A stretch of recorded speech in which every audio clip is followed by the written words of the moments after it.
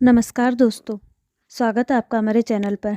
Hostel के कमरे में अपना सूटकेस बंद करते हुए रिया के हाथ गुस्से से कांप रहे थे। यह उसकी सेमेस्टर की छुट्टियां थी, वह समय जिसका उसे हमेशा बेसब्री से इंतज़ार रहता था। लेकिन इस बार घर जाने का ख्याल उसे किसी कड़वी दवाई सा लग रहा था।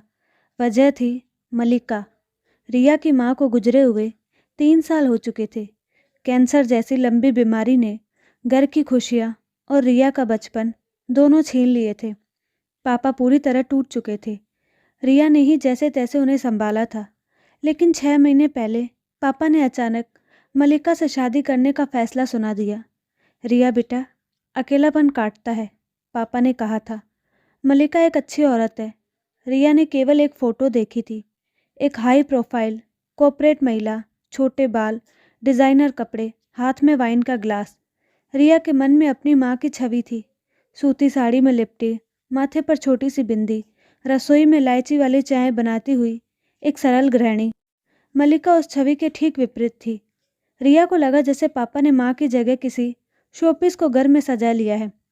ट्रेन का सफ़र रिया ने इन्हीं उधेड़-बुन में काटा। जब वह स्टेशन पर उतरी तो ड्राइवर उसे लेने आ गया था। घर पहुंचते ही उसे बदलाव का एहसास हुआ। गेट का रंग बदल गया था। बगीचे में जहां माँ ने तुलसी और गेंदे के पौधे लगाए थे, वहां अब अजीब से दिखने वाले विदेशी कैक्टस और बोनसाई सजे थे। रिया अंदर दाखिल हुई। ड्राइंग रूम का हुलिया ही बदल गया था। पुराने सोफे की जगह इटालियन लेदर के काउच थे। दीवारों पर मॉडर्न आर्ट टंगी थी। ओ हाय रिया, यू मस्ट बी टायर्ड। सीढ़ियों से उतरते हुए एक खनकती हुई आवाज़ आई। रिया ने ऊपर देखा। मलिका थी, सिल्क का गाउन पहने, हाथ में एक टैबलेट, कानों में ब्लूटूथ। वह उतनी ही आर्टिफिशियल लग रही थी जितनी रिया ने कल्पना की थी। नमस्ते, रिया ने बेमन से कहा। तुम्हारे डैड अभी मीटिंग में हैं, शाम तक आएंगे। तुम्हारा रूम रेडी है, बट आई एम सॉरी, मैंने उसका इंटीरियर थोड़ा चेंज करवा दिया है। वो पिंक कलर बहुत डल लग रहा था। मलिका ने ऐसे कहा जैसे उसने कोई एहसान किया हो। रिया का खून खोल उठा। उसका कमरा, उसकी यादें, सब कुछ इस औरत ने अपनी मर्जी से बदल दिया। वह बिना कुछ बोले पैर पटकते हुए अपने कमरे में चली गई। अंदर जाकर देखा तो दीवारों पर ग्रे और वाइट का कॉम्बिनेशन था। सब कुछ बेहद सलीके से रखा हुआ था, लेकिन उसमें घर वाली बात नहीं थी। यह किसी होटल का कमरा लग रहा था। रात के खाने पर पापा बहुत खुश नजर आ रहे थे। वे मलिका की तारीफ करते नहीं थक रहे थे। रिया, तुम्हें पता है, मलिका ने मेरी डाइट पूरी तरह बदल दी है। अब मैं बहुत फिट महसूस करता हूँ, पापा ने सलाद खाते हुए कहा। रिया ने चुपचाप अपनी रोटी तोड़ी। खाने में कॉन्टिनेंटल डिशेस थी। उसे माँ के हाथ की अरहर की दाल और जीरा राइस याद आ रहे थे। रिया, तुम इतना कार्ब्स खाती हो, मलिका ने अपनी नाजुक उंगलियों से गिलास उठाते हुए टोका। तुम्हें थोड़ा कॉन्शियस होना चाहिए। इस उम्र में स्किन और फिगर का ध्यान नहीं रखोगी तो आगे मुश्किल होगी। रिया ने निवाला प्लेट में ही छोड़ दिया। मुझे भूख नहीं है, कहकर वह उठ गई। अगले कुछ दिन ऐसे ही बीते। मलिका का दिन सुबह जिम से शुरू होता, फिर घंटों कॉन्फ्रेंस कॉल्स, शाम को किटी पार्टी या क्लब जाना। घर में नौकरों की फौज थी जो उसके एक इशारे पर नाचती थी। रिया को लगता कि वह अपने ही घर में अजनबी है। उसे मलिका का हर अंदाज बनावटी लगता। उसे लगता कि मलिका पापा के पैसों और स्टेटस के लिए आई है। उसे परिवार से कोई लेना देना नहीं है। हफ्ता भर ही बीता था कि पापा को एक अर्जेंट बिजनेस ट्रिप पर सिंगापुर जाना पड़ा। रिया, मैं 3 दिन में लौट आऊँगा। मलिका है ना, कोई दिक्कत नहीं होगी, पापा ने जाते हुए माथे को चूम कर कहा। पापा के जाते ही रिया ने खुद को कमरे में कैद कर लिया। वह मलिका का चेहरा भी नहीं देखना चाहती थी, लेकिन कुदरत को कुछ और ही मंजूर था। अगली शाम रिया को हल्की ठंड महसूस हुई। उसने सोचा मौसम बदल रहा है, इसलिए होगा। उसने एक पैरासीटामोल ली और सो गई। लेकिन आधी रात को उसकी आंख खुली तो उसका शरीर तप रहा था। सिर में हथौड़े बज रहे थे। गला इतना सूख गया था कि थूक निकलना भी मुश्किल था। उसने उठने की कोशिश की, लेकिन कमजोरी इतनी थी कि पैर जमीन पर रखते ही वह लड़खड़ा गई। पानी का जग खाली था। वह जैसे तैसे कमरे के दरवाजे तक पहुंची और बाहर की तरफ पुकारा, रामू काका, लेकिन आवाज़ गले से बाहर ही नहीं निकली। अंधेरे में चक्कर आया और वह धड़ाम से कॉरिडोर में गिर पड़ी।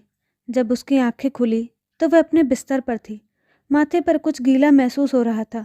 उसने धुंधली नज़रों से देखा। मलिका उसके सिरहाने बैठी थी। उसके वो परफेक्टली सेट किए हुए बाल बिखरे हुए थे और उसने अपना महंगा सिल्क गाउन उतार कर एक साधारण से टी शर्ट और पजामा पहन रखा था। थैंक गॉड, तुम्हें होश आ गया। मलिका की आवाज़ में वह खनक नहीं थी, बल्कि एक घबराहट और चिंता थी। पानी, रिया ने बुदबुदाया।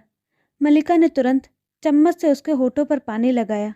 आराम से पियो। 104 डिग्री बुखार था तुम्हें। डॉक्टर आए थे। वायरल इन्फेक्शन है। इंजेक्शन दे दिया है। रिया को कुछ समझ नहीं आ रहा था। मलिका यह औरत तो खुद को छूने भी नहीं देती थी और अब पूरी रात जाग कर पट्टियाँ बदल रही थी। रिया को फिर से उबकाई महसूस हुई। वॉशरूम, उसने कहा। मलिका ने तुरंत उसे सहारा देकर उठाया। रिया का पूरा भार मलिका के कंधों पर था। वॉशरूम तक पहुँचते पहुँचते रिया रोक नहीं पाई और उसने वहीं फर्श पर उल्टी कर दी। उसके कपड़ों पर, मलिका के कपड़ों पर सब जगह गंदगी फैल गई। रिया शर्म से गड़ गई। उसे लगा अब मलिका चिल्लाएगी, नाक बो सिकोड़ेगी और नौकरों को बुलाएगी, लेकिन मलिका ने उसे कसकर पकड़ रखा था। इट्स ओके रिया, कोई बात नहीं।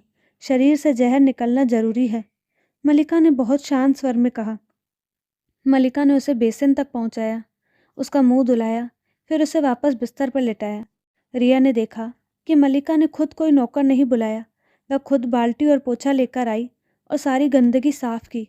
वह हाई सोसाइटी लेडी जो धूल के एक कण पर नौकरों की क्लास लगा देती थी, आज घुटनों के बल बैठकर फर्श साफ कर रही थी। रिया की आंखों से आंसू बह निकले। बुखार की वजह से नहीं, बल्कि एक अजीब सी अपराध बोध की वजह से। मलिका आंटी, रिया की आवाज़ काँपी। श्श, अभी बात मत करो, कपड़े बदलो वरना ठंड लग जाएगी। मलिका ने एक माँ की तरह उसे स्पंज किया और सूखे कपड़े पहनाए। अगले 2 दिन रिया बिस्तर से नहीं उठी। मलिका ने अपना ऑफिस, अपनी मीटिंग्स, अपनी पार्टियां सब कैंसिल कर दी। वह हर घंटे रिया का तापमान चेक करती, उसे दवा देती। तीसरे दिन दोपहर को रिया की तबीयत में कुछ सुधार आया। वह तकिए के सहारे बैठ गई। मलिका हाथ में एक कटोरा लेकर आई। खिचड़ी, मलिका ने मुस्कुराते हुए कहा।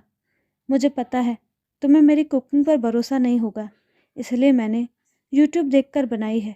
मूंग की दाल वाली, बिल्कुल वैसी जैसे बीमारों को दी जाती है। रिया ने एक चम्मच खाया। स्वाद बिल्कुल वैसा ही था जैसा माँ बनाती थी, सादा, हल्का और सुकून देने वाला। आपने आपने ये सब क्यों किया? रिया ने धीरे से पूछा। आप तो मुझे पसंद भी नहीं करती। मैं रूठ थी, मैंने आपसे ठीक से बात भी नहीं की। मलिका कुर्सी खींचकर उसके पास बैठ गई। उसने एक गहरी सांस ली।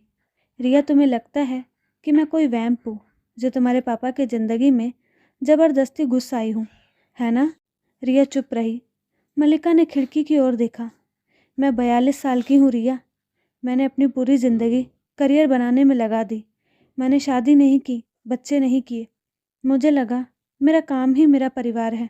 लेकिन जब मैं रात को अपने पेंट हाउस में लौटती थी तो वो सन्नाटा मुझे खाने को दौड़ता था। तुम्हारे पापा से जब मैं मिली तो पहली बार मुझे लगा कि कोई है जो मुझे सिर्फ एक सफल बिजनेस वूमेन के तौर पर नहीं, बल्कि एक इंसान के तौर पर देखता है। मलिका ने रिया की ओर देखा। उसकी आंखों में नमी थी। मैं जानती हूँ कि तुम अपनी माँ को बहुत मिस करती हो। मैं उनकी जगह कभी नहीं ले सकती। मैं वो कोशिश कर भी नहीं रही हूँ। मैं जानती हूँ कि मैं साड़ियाँ नहीं पहनती, मुझे अचार डालना नहीं आता, मैं पूजा पाठ में उतनी निपुण नहीं हूँ। लेकिन रिया, दिल तो मेरे पास भी है ना। रिया ने खिचड़ी का कटोरा साइड टेबल पर रखा। मलिका ने आगे कहा, उस रात जब तुम गलियारे में गिरी थी, मेरा दिल हलक में आ गया था। मुझे पहली बार वो डर महसूस हुआ जो शायद एक माँ को होता है। जब मैंने तुम्हारे माथे पर पट्टी रखी तो मुझे लगा कि मेरे जीवन का सबसे बड़ा प्रोजेक्ट ये नहीं कि मेरी कंपनी का टर्नओवर क्या है, बल्कि ये है कि तुम्हारा बुखार कब उतरेगा। रिया को याद आया कि वह मलिका के मेकअप और कपड़ों को देखकर उसे प्लास्टिक समझती थी। उसने ये कभी नहीं सोचा कि उस मेकअप के पीछे एक ऐसा चेहरा भी हो सकता है जो रात भर जागकर उसकी तीमारदारी करने से थकता नहीं है। उसने मलिका की बाहरी दुनिया देखी थी, लेकिन उसके अकेलेपन और प्यार पाने की चाह को अनदेखा कर दिया था। मुझे माफ़ कर दीजिए, रिया की आंखों से आंसू बह निकले। मैंने आपको बहुत गलत समझा, मैंने आपको मौका ही नहीं दिया। मल्लिका ने आगे बढ़कर रिया के आंसू पोंछे।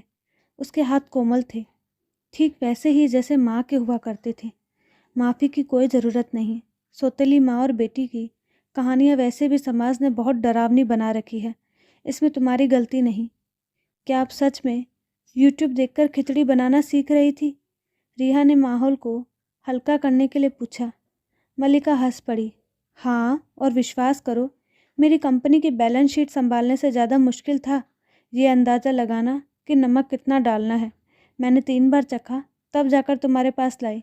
कमरे में एक हंसी गूंज उठी। वह तनाव, वह दीवार जो रिया ने अपनी और मल्लिका के बीच खड़ी कर रखी थी, वह उस बीमारी की आंच में पिघल चुकी थी। शाम को जब पापा वापस आए तो वह सीधे रिया के कमरे में भागे। रिया, कैसी हो तुम? मैंने अभी फ़ोन देखा, मल्लिका का मैसेज था। रिया बिस्तर पर बैठी सूप पी रही थी और मल्लिका पास बैठी उसे कोई किस्सा सुना रही थी। मैं ठीक हूँ पापा, रिया ने मुस्कुराते हुए कहा। मल्लिका, माँ ने मेरा बहुत ख्याल रखा। माँ शब्द सुनते ही मल्लिका का हाथ जो रिया के बालों को सहला रहा था एक पल के लिए रुक गया। उसने रिया की ओर देखा। उसकी आंखों में एक चमक थी, हीरे जवाहरात की नहीं, बल्कि उस सुकून की जो एक रिश्ते के स्वीकारे जाने पर मिलता है। पापा भी दरवाजे पर ठिठक गए। उनकी आंखों में कृतज्ञता थी। मल्लिका उठी और पापा के पास गई। आप फ्रेश हो जाइए, मैं आपके लिए भी सूप लाती हूँ। जब वह कमरे से बाहर जा रही थी तो रिया ने देखा मल्लिका ने अभी भी वही पजामा और टी शर्ट पहन रखी थी। बाल बेतरतीब थे, चेहरे पर कोई मेकअप नहीं था, लेकिन रिया को आज वह दुनिया की सबसे खूबसूरत महिला लग रही थी। उसने सीख लिया था कि ममता का कोई एक रूप नहीं होता। वह कभी पुरानी सूती साड़ी में आती तो कभी मॉडर्न कपड़ों में, कभी वह लोरी गाकर सुलाती तो कभी यूट्यूब देखकर खिचड़ी बनाती। फ़र्क सिर्फ देखने वाली नज़रों का होता है। रिया ने अपने कमरे की दीवारों को देखा।